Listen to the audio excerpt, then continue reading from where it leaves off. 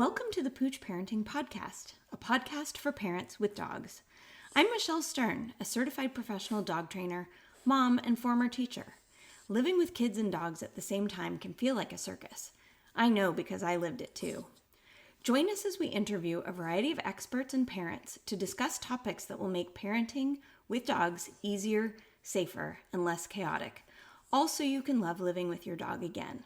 I'll always keep it real, which might even mean that you hear the messiness of life in the background on occasion, but at least you know you're not alone.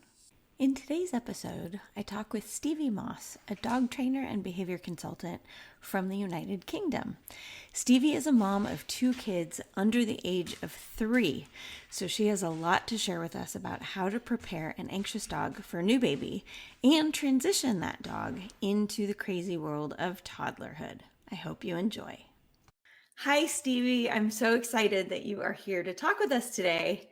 Hi, thank you so much for having me. I'm excited too. Well, you're the perfect guest on so many levels. I mean, number one, you're a mom and you've got 2 little ones under the age of 3. So that's super relevant to our listeners. And you're a dog trainer and you've got a dog. So you are living the life that our listeners are living, which is you're a parent with a dog.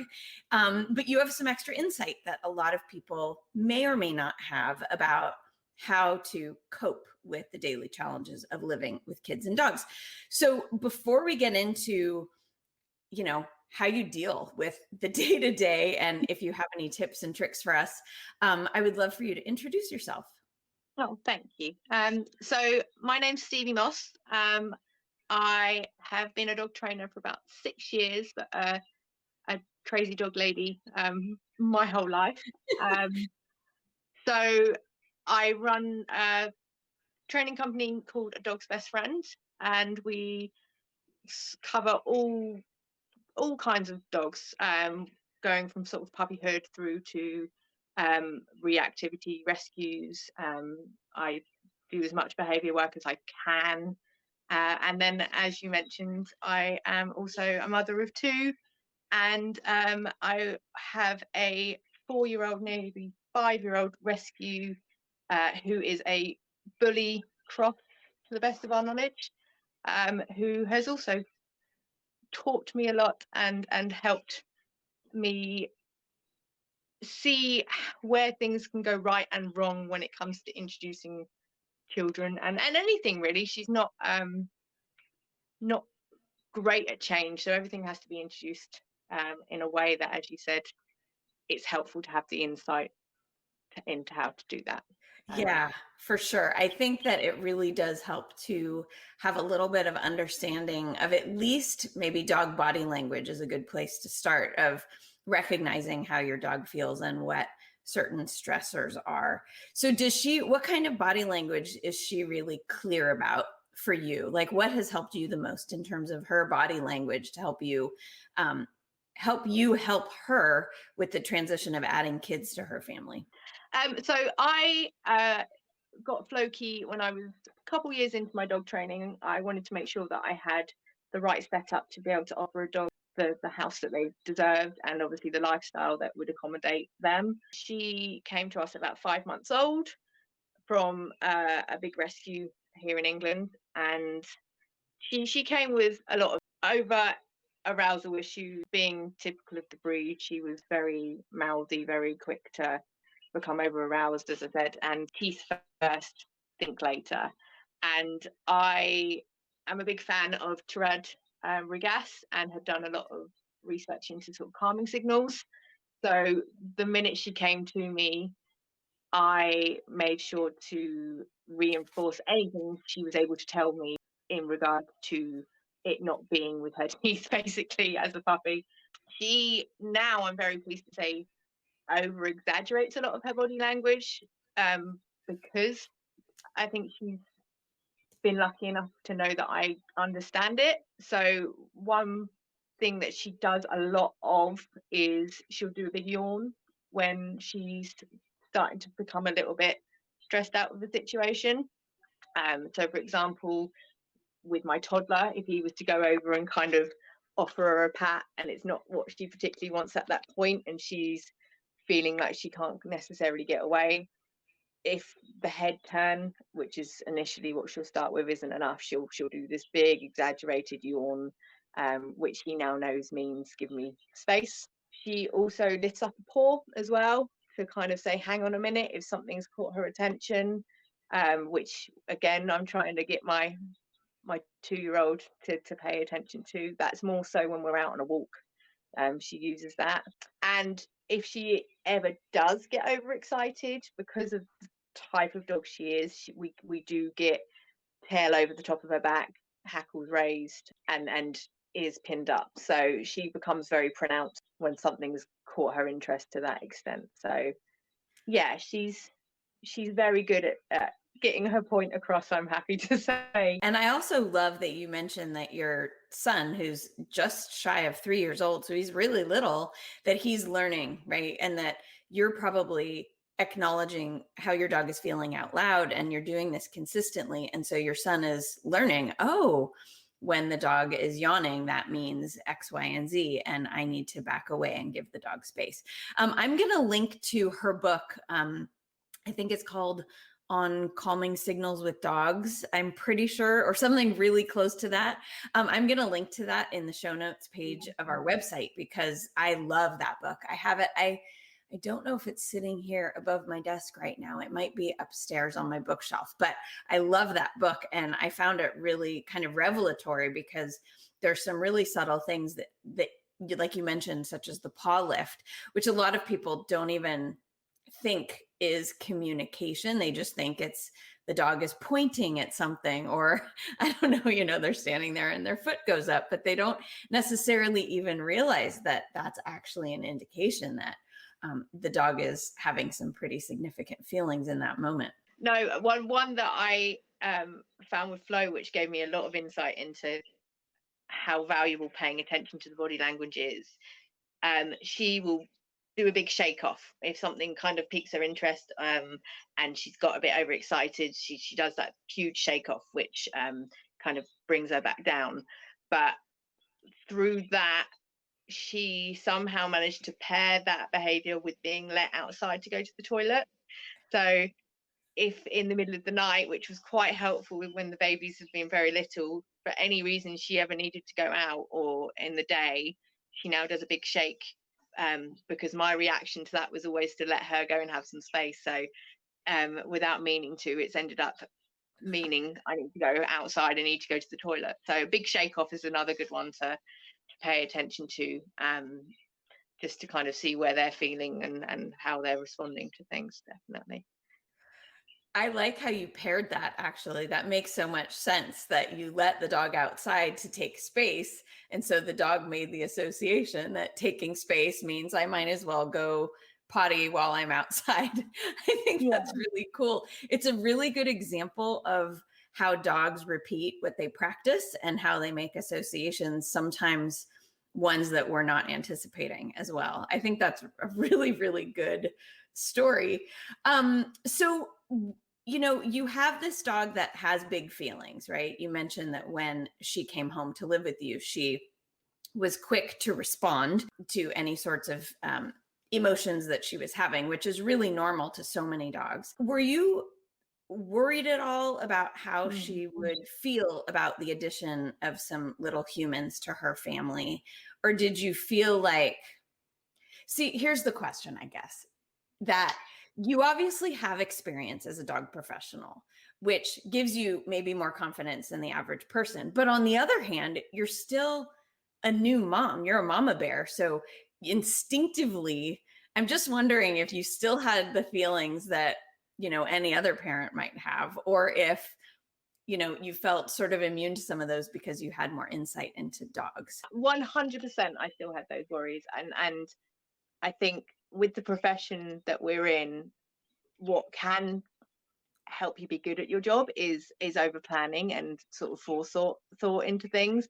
But obviously with the expectation of having a baby, it kind of meant that I went into complete panic mode about adapting my whole life, as any new parent would, to having to learn how to be a mum. And then on top of that, I had this dog who had been my number one for 2 years, and and she had been what I'd adapted my life around, that was suddenly going to have to learn how to share me, and then also learn how to deal with this to begin with, noisy, smelly, loud thing that was going to come into her world and suddenly change everything. So no, I was in no way immune to having those feelings. And I think doing what I do meant that I was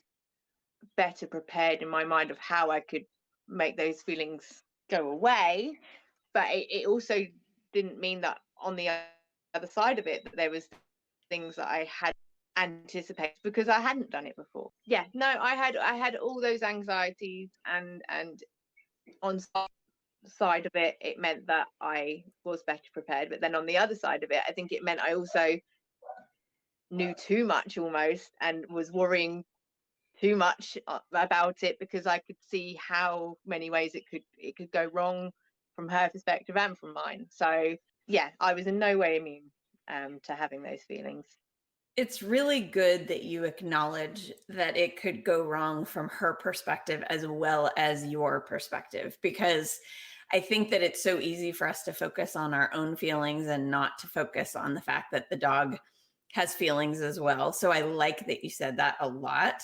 What were some of the steps that you did to try to prepare her? Like, let's pretend somebody is expecting or adopting a baby who's listening to this and is thinking, okay, well, I'm going to be proactive and I'm going to help my dog get ready. Right. So I have an online class for that they could take, but I think there's a lot of other things that people can do without taking a class. So where would you advise someone to start?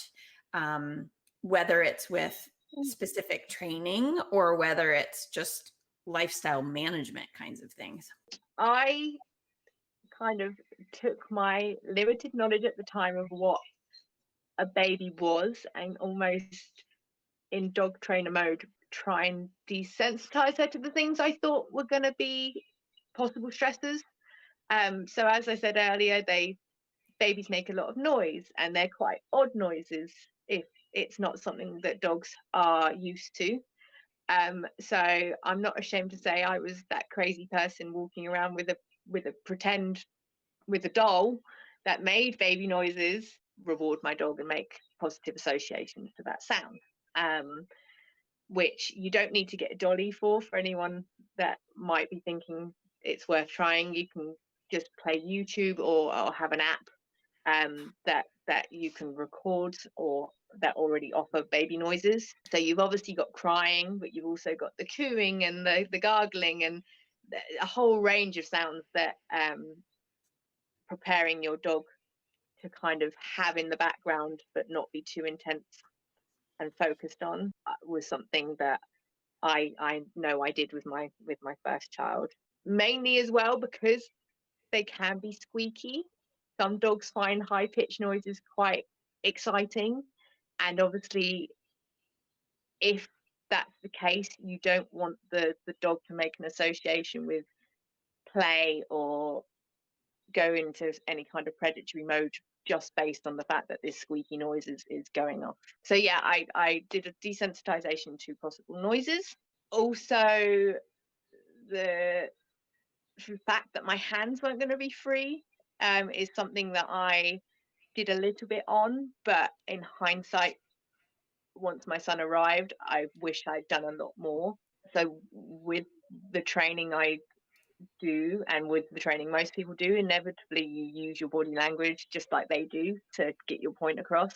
And then suddenly you have a baby in your arms, you're not able to use your hands to point somewhere or to get them to do a sit, as well as using your verbal cues. I very much overtrained some things, but I in hindsight, one thing that I wish I'd done a lot more of was the concentration on using my voice to initiate behaviors rather than my body language, in preparation for the fact that my hands were going to be free.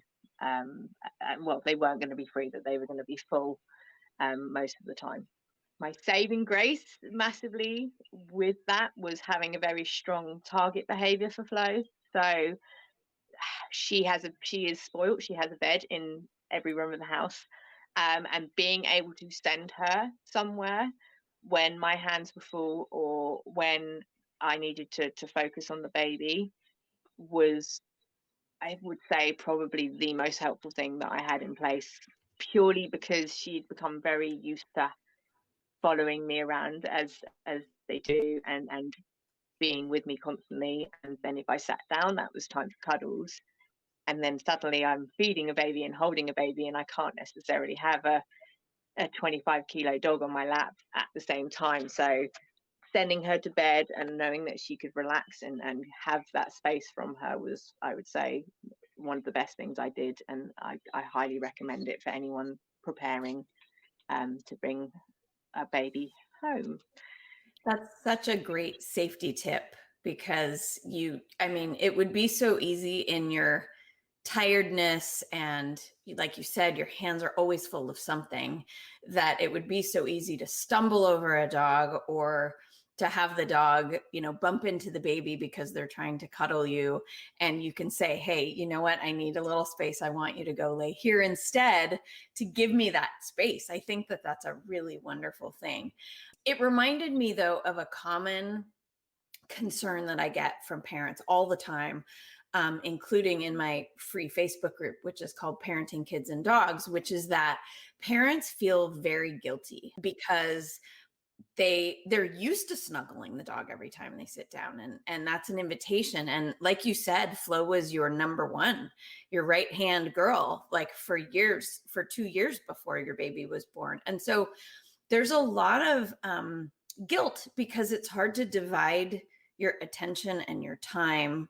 It's not hard to divide your love. You have plenty of that, but there's often these feelings of just inadequacy that, like, I'm trying to learn how to parent this baby and my dog is completely neglected. As we say, the dog turns into chopped liver. It's a weird expression, but in any case, my grandmother used to say that. What am I, chopped liver? And I'm like, oh gosh, yes, I still love you. But I don't want people to feel like they're dismissing their dog. And yet, in the reality of coping with this new juggling that you have to do, sometimes something has to give. So how did you cope with some of that guilt, and that's like a two-part question. So the guilt, but also what were some really simple little bonding things that you could do that didn't take too much of your bandwidth so that you could alleviate some of said guilt? Yeah. No, it's so true, and it's something now I'm going through it second time round. Anyone that has got more than one child knows that you go through that with the dog and the toddler once the second baby comes around. Yeah. So with Flo, again, in regards to preparing for that, I knew that she was suddenly not going to be able to have the routine walks that I had been able to up until then. On the plus side, late pregnancy kind of helps with that a little bit. As much as we were still getting out every day, it had gone from being a good sort of hour and a half to just plodding along, and hoping that you got back to the car in one piece. So in some ways, I made sure to kind of get her used to the fact that she wasn't necessarily going to get the same exercise regime as before. I am a big fan of enrichment activities and anything that gets the dog using their nose. And so through that, and through the fact that I obviously do this for a living, Flo has an abundance of toys that she can go and have that calm time with. That doesn't necessarily mean that she has to be on top of me. So things like snuffle mats and treat balls and obviously chews and things like that were so helpful at the beginning, because it didn't necessarily mean that she wasn't getting my attention, but it meant that she could interact with those things on her own, have that fulfillment of her mental stimulation, and it also freed me up at that point to go and be with the baby or it by some miracle sit down for 5 seconds. So enrichment toys, very, very helpful, and definitely helped alleviate the guilt of her not necessarily getting the training and the exercise that she was getting prior to baby. And yeah, and preparing for a limitation on exercise. I had a cesarean with both my children, so the healing time, I healed very well. I was very lucky, but I couldn't go out and walk the dog next day, and I couldn't have her lying on my lap when I got home, as well as having the baby there. So I yeah, being able to give her things and kind of replace that. I feel like parents who have dogs should add a section to their baby registry of like dog enrichment toys and and like bully sticks and cow's ears and all kinds of things that they can chew and do. And that one of the things that people who come over and want to see the baby, that we assign them tasks of stuffing toys that we fill the freezer with, because then you can reach into the freezer and hand your dog something that'll take some time for them to accomplish. I think those things are all really, no, definitely. We don't think of them. No, and it was I did have that on my list. So before, not knowing obviously when you go in how the birth's going to go, or how the healing process will be, or how you're going to feel when you get home, I did over prepare, and I did have a stash of food in the freezer that we could bang in, and I also had a stash of frozen Kongs and hoofs and licky mats and things that I knew I could just throw at her when she was needing some downtime, or I needed her to give me a bit of space. So yes, definitely want to add to the to-do list if possible. I do think that there's a lot that parents naturally do when they are going to bring home a baby, that they visit the doctor and they take the vitamins and they send out letters to people to say we're having a baby. But I don't think that a normal step is to get the dog ready, and I'm trying to normalize that, like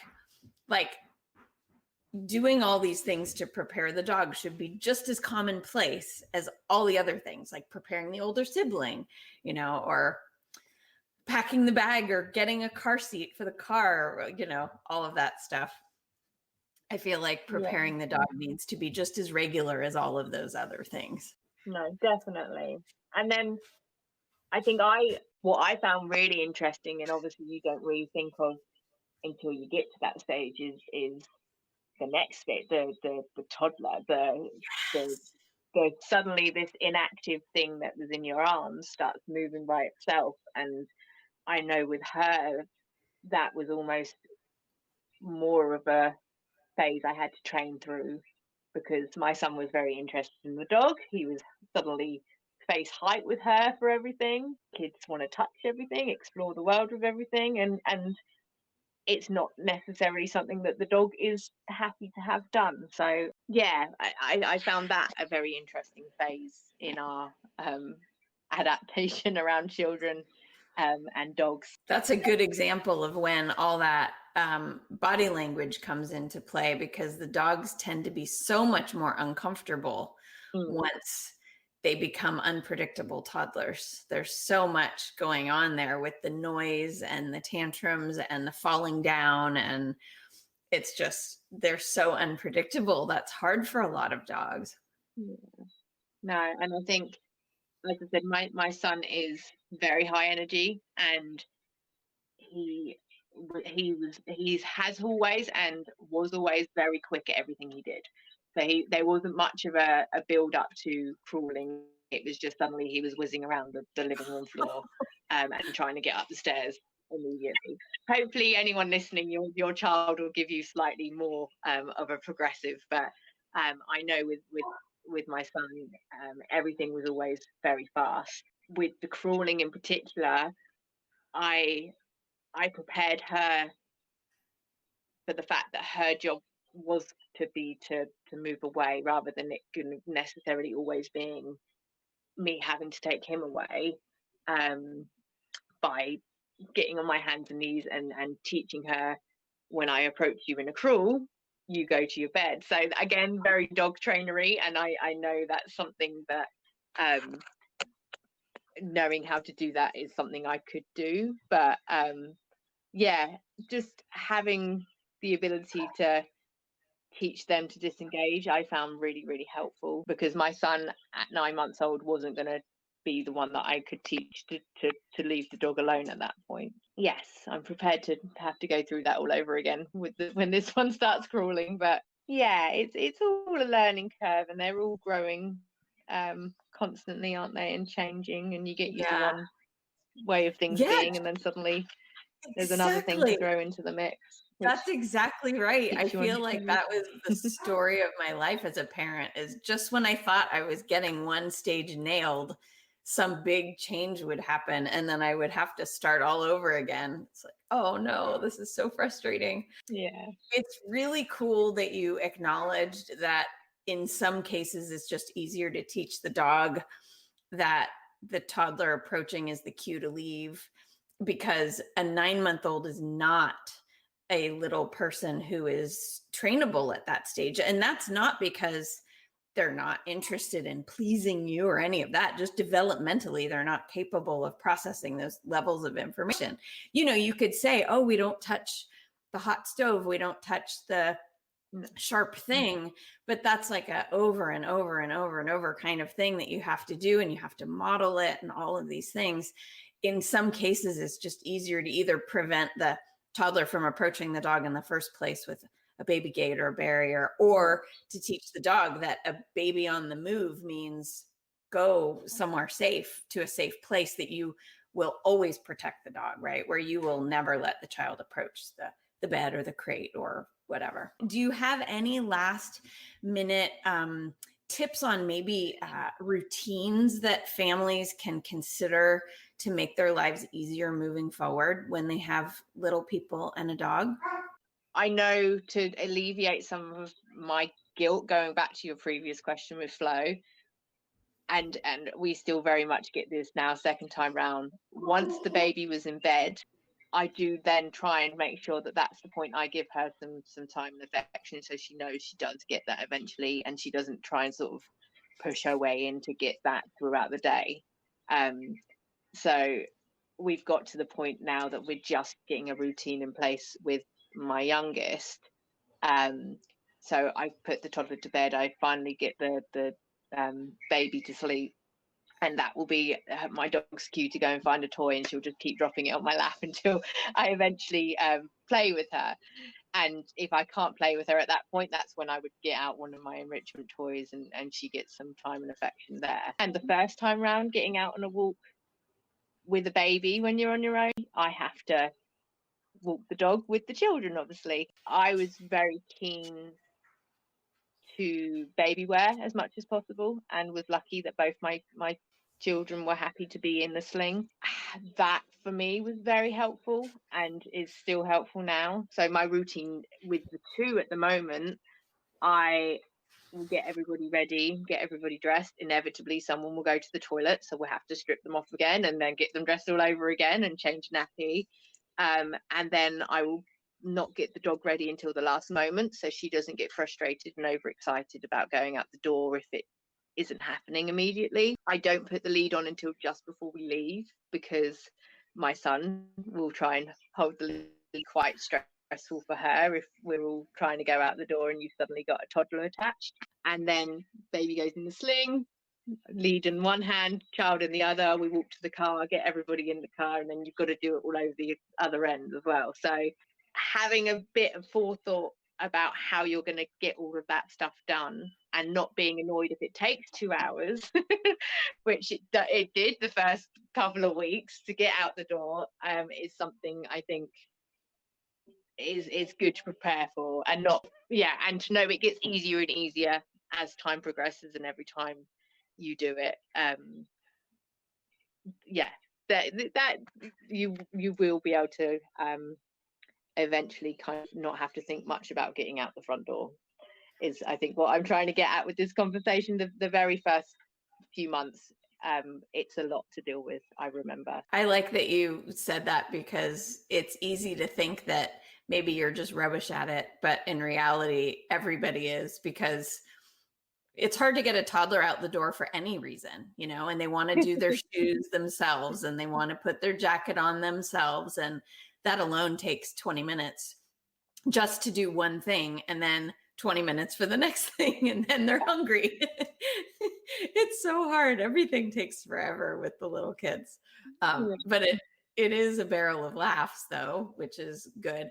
And it's really good that you did point out not to get the dog excited about the outing until it was literally time to go through the door, because it could take so long to get everybody ready just to leave, that the poor dog would have their own tantrum while they were waiting.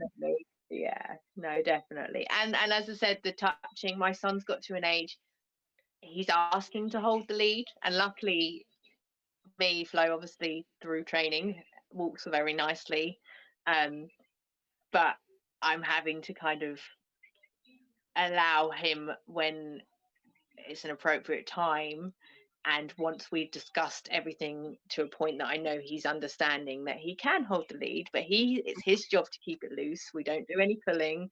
She walks beside me, and it's wonderful, he wants to interact with her, but trying to make sure that you make it happen in a way that he's safe and she's comfortable is another juggling act that I'm now having to go through. So, and it's so easy for a dog to pull a toddler off their feet if they see a squirrel or something else. I'm a big fan of using a second lead that the toddler holds, so that, if they perhaps swing it around, they're not necessarily pulling on the dog, and but they do feel like they're helping. I think that that's really good. But you've got the safety of the real lead in your hand, and they have like the secondary one that can help a lot with that. All right. Well, I'm going to let you guys get back to your family time and your dinner. I really appreciate you taking the time to talk with us. I think this was all such good advice, from a couple of moms to a bunch of other moms. I hope that everybody enjoys this. I will link to some of the resources that we talked about on the show notes page. And why don't you tell people where they can find you? And I'll also link that on our show notes page as well. No, of course.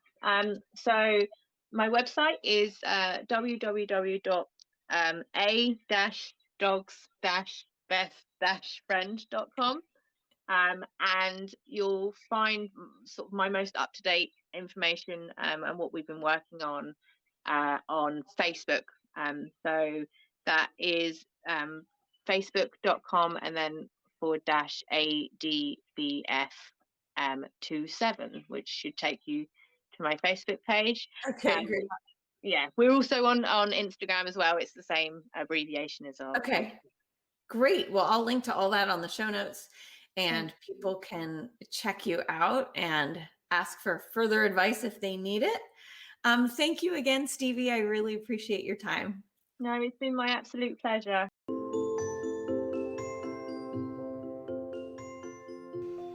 If you haven't already, please subscribe to the Pooch Parenting Podcast on the podcast app of your choice. For ongoing support, get on the waitlist for the Pooch Parenting Society, where I share training tips, activities, and coaching so families with dogs can live in harmony. By signing up at safekidsanddogs.com, you'll be the first to know when I open registration again for new members.